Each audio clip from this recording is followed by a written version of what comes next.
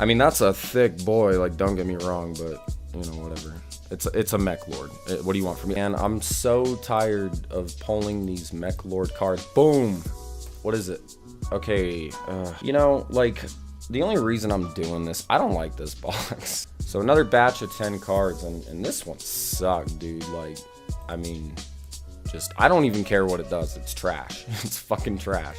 Listen, my tastes have evolved over the past 8 months, and that's a lot of time, but it only took me just 2 weeks to finally clock. I want that dragon. After hitting King of Games 5 seasons in a row with Necros, which deck could possibly sway me? And none, there are no decks to sway me, but there is a card. And it's with the release of Mechlord Astro Dragon Triskelion. Not only did Mechlords get a buff, but I found a new love. I learned to like his friends along the way to a point where I asked myself, do I have bad taste in Yu-Gi-Oh cards? Or is my taste so refined that something so clean, so weaponized, so obviously very, very expensive appeals to me? I'm excited. It's been a minute since we've done a deck profile, so let's do it. I will be going over the exact build that I used to hit King of Games, but I will talk about alternative ways of building it, free-to-play substitutes, all that good stuff. I'm running the deck at 28 cards, quite bulky for reasons I'll get to. I'm running 13 monsters, and we'll start with Mechlord Army Deployer Obligato, or as I like to call him, the Pectoral 3000. Can do 3,000 reps at a 500-pound bench press with no spotter. You gotta be swole when you're the combo starter, a concept that Obligato maybe takes a little too seriously. Like, those shoulders, mate, can you even scratch your head? During your main phase, you can destroy Obli to special summon 2 Mechlord Army monsters from your deck in defense mode. It restricts you into only special summoning machine-type monsters for the rest of the turn. And if he was sent to the graveyard, during the end phase, you can inflict a whopping 50 points of damage for each Mechlord that you control during the end phase, and that actually did win me 1 game. Both effects are a hard once per turn. Now, like I said, combo starter, he instantly turns himself into a rank 4 machine. Detrimental going first and second, and is probably the most important card in the deck. Running him at 3 copies for sure, he is a mini box super rare. And I pulled all the heavyweight because we know that these stick figures aren't. Challenge Konami representatives to a push-up challenge. Winner gets whatever they want. Now, 2 hours later, Obligato was still doing push-ups, and Triskelion was in the game. Sidemen. If Obligato is the Chester Bennington of this hookup, then these toothpicks are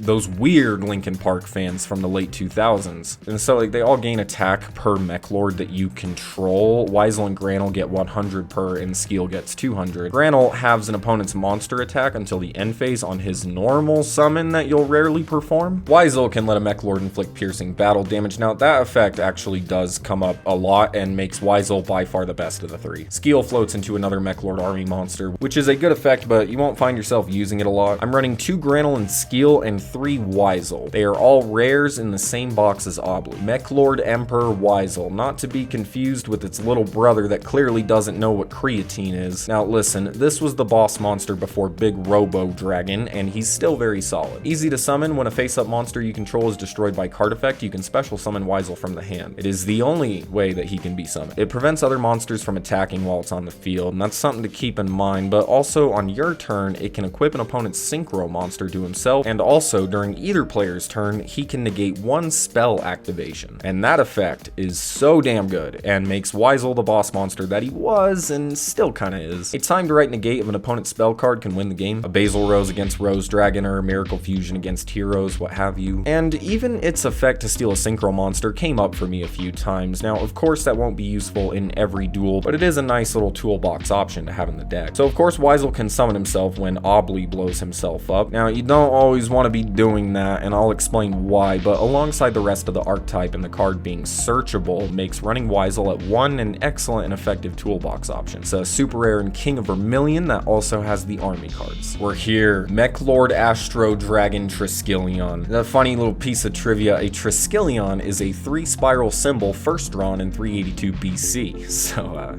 yeah. Can't be normal summoned or set, must first be special summoned from the hand by banishing 3 Mechlords with different names from your graveyard. are very easy to summon, as Obligato is pulling out multiple materials for a Trisk summon the second the man pushes the self-destruct button. And then the main event. When Triskelion declares an attack, you can pick up your opponent's extra deck, pick a shiny card that you like, equip it to Trisk, and then he gains its attack. And at a starting value of 3,000, if you ripped Ruddy Rose Dragon, this unit is now at 6,200 attack. Then any attack on anything that is Jirai Gummo level or lower is death. Does one of two things or both. It denies your opponent extra deck monsters they need. I actually won through stealing a Yosenju deck's Malevolent Sin that he could have beat me with on the next turn. And also it just, wipes your opponent's face clean off. And yes, this is why Fanboy Wisel's piercing effect is good. If you can get Wisel on the field alongside Trisk, any attack on a defense position monster is almost always going to be lethal or at least damn close. This is another reason you have to be careful with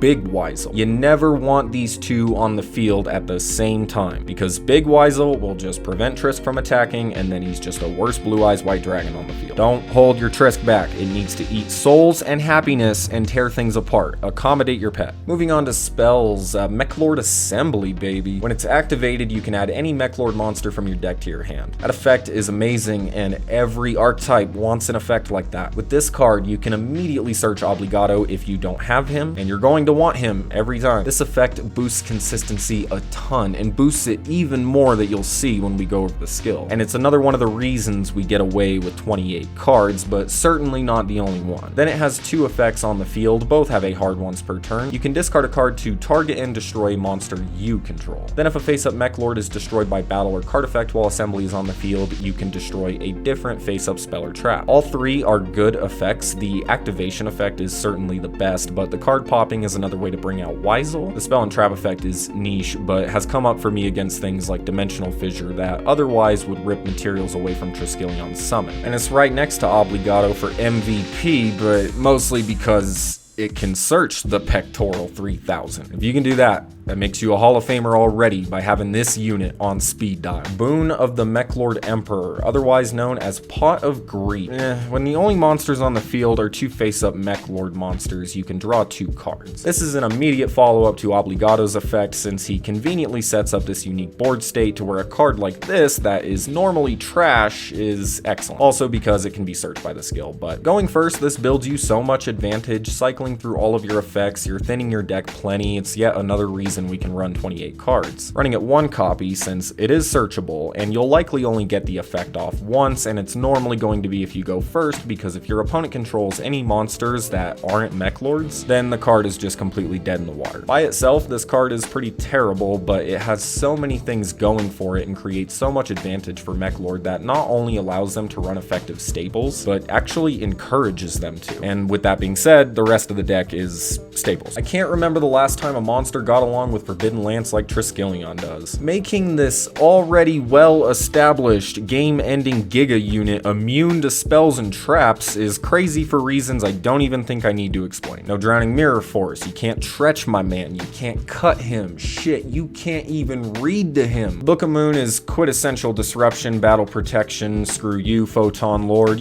Book of Moon things, running at 3. Storm, baby. A limited to 1 staple because it can be dumb. Destroy as many spell and trap cards you control, and then destroy an equal amount of spell and trap cards your opponent controls. Now, even though I said Assembly's other effects are good, they're not always useful, and Assembly can easily end up clogging your spell and trap card zone, which you don't want when Trisk attacks so you can actually equip a material to him. Storm accommodates this and also clears the way for Trisk at the same time. You can only destroy up to 2 since you need space to activate Storm, and it doesn't destroy itself. Storm is broken in decks that use it well, and if it was the majority of decks in the game that used it well, then Storm could possibly get banned. It's one of the closest things that we have to a complete wipe of your opponent's spells and traps. And Mechlord is a phenomenal Storm using deck. Paired with Lance, it just makes dealing with the OTK that much harder. Floodgate and Bottomless are my trap choices for disruption, running 2 each. I found 3 Floodgate to be a bit bricky, but realistically, you could run a myriad of different things. You don't even have to run staples, honestly. This is just a deck that is consistent enough to get away with it, but there are thinner beginner builds at 22 to 25 cards that don't run many staples. However, as of me writing this script, the deck seems to be leaning towards the 30 card variant. This extra deck baby Gear Giga X is a rank 4 machine that can search any monster in the archetype except Trisk. You can go into him through Obli's effect and then grab another Obli for a follow-up, or grab Big Wisel. Running him at 1 copy, he does see play at 2 sometimes. Heavy Armored Train Iron Wolf. Now this is what I'm talking about. He's essentially a Nightmare Shark for machine monsters, requires 2 level 4 machines, once per turn can detach a material to target a machine monster you control, and this turn it can attack directly. But it does prevent other monsters you control from attacking. He also floats. When he's destroyed by battle or card effect, you can add any level 4 or lower machine type monster from your deck to your hand. Essentially Giga X's effect, and is also perfect for an Obli follow-up. But mainly, you'll be using Iron Wolf's effect on Trisk, because now you don't even need Sideman Wisel's piercing damage. Iron Wolf just opened the back door to your opponent's house and Trisk is walking in. But in desperate times, he can also just allow himself to attack directly, or maybe even allow less clap Wisel to attack directly. I'm running him at 2. Malevolent Sin is, you know, the dude, but you can't go into him if you use Obli's effect, so situational finishing toolbox card, run at 1. Same thing with Diamond Dyer, situational pop if Obli's effect was never used. A lot of people opt to run Super Quantum Beast Ouroboros, who can flip a monster down on your turn, and maybe then pierce over it with Trisk with less swole Michelin man on the field. I saved the best for last, Dreadnought Dreadnoid and Super Quantum Mech King Great Magnus. Dreadnought Dreadnoid is a rank 4 machine. If it destroys a monster by battle, then you can detach 1 material. And then during the end of the battle phase, you can rank up Dreadnoid into any level 10 or higher machine exceed monster, i.e.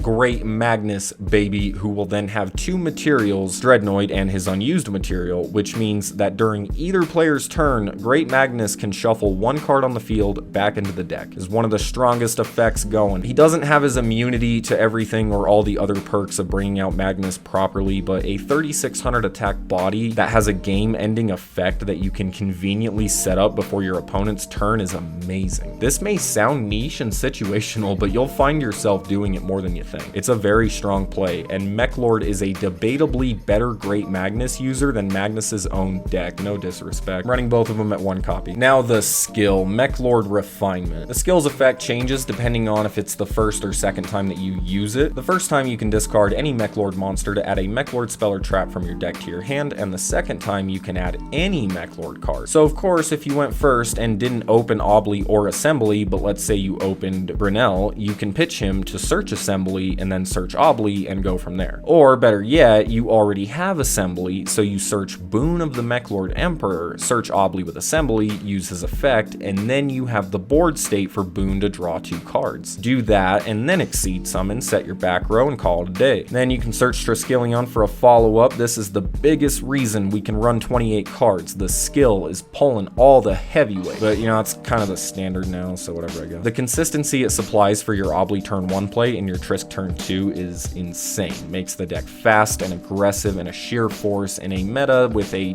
dwindling power level. So let's play. Pulling off the Obli play going first is interesting with Big Wisel in your hand, since you could summon him on Obli's destruction if he is in your hand. You could also get him with Assembly if you already opened Obli. Then you have 2 defense position monsters and a 2500 attack spell negate. But if you do this, you cannot use Boon of the Mechlord Emperor, since it needs to be 2 Mechlords on the field exactly. But you could then exceed into Giga X, search an Obli for the next turn, set your shit, call it a day. It's not an easy board to OTK through for the majority of decks. Your biggest threats are Black Rose Dragon and Elemental Hero Sunrise, but if you can disrupt them enough to buy yourself another turn, pulling off a comeback isn't too hard with this deck's insane follow-up. You can't always go into Wisel, but even if you don't, you can usually resolve Boon and then get the draws that you need for more disruption. I typically exceed, but I have seen players just leave the Mechlord army cards in defense mode and pass, especially if Skeel is one of them since he floats. Going through all of this, Obli destroying himself, discarding Mechlords for the skill, detaching to search. You are setting up your graveyard for Trisk perfectly, just going through your combos normally. But remember, Trisk needs to banish Mechlords with different names, so just make sure you're dumping a diversity of Mechlords. It's another reason I run Trisk at 2, since one can be a material for the other. Like if you had Obli and Wisel in grave and a Trisk in hand with the skill's second effect, you pitch that Trisk for another one and summon the second by banishing the first. Trisk can't even be a brick. Honestly, none of the Mechlords are bricks, despite how whacked they may look. Going second, you're not always going to have a path to victory, but setting up a Great Magnus play is never a bad that choice going second. All you need is the rank 4 to destroy a monster. Rally up your staples to make that specifically happen, spin a card on your opponent's turn, like Roxrose Dragon maybe, and then follow up with Trisk. Try to get the piercing, try to get the direct attack, you got an answer for almost every board state in the game. Because once you've left the back door open, Triskelion does not take prisoners. The deck is predominantly obtainable in Force of Infinity, Obligato Assembly, the army cards, and Boon. Big Wisel is also a mini box super rare and King of Vermilion. Iron Wolf is free to play, mini box ultra rare for Giga X. It is actually a very affordable deck until you bring the selection box exclusive Triskelion into the equation. But the thing is, it works without him. In fact, it certainly did work without him. Trisk just gave them the firepower that they were lacking. But it is possible to replicate these ideas and focus on Big Wisel as your boss monster, taking the deck to more of a controlled route. So yeah, I think Mechlord and I can call it a truce, but you're gonna need some more frontmen like Obli, alright? No more electric toothbrushes. That's gonna do it for this video. I hope you guys enjoyed the deck profile. I thoroughly enjoyed playing this deck to a king of games, though I'm gonna be honest, I probably won't ever try with it again. I thank you guys for watching, and I will see you in my next video.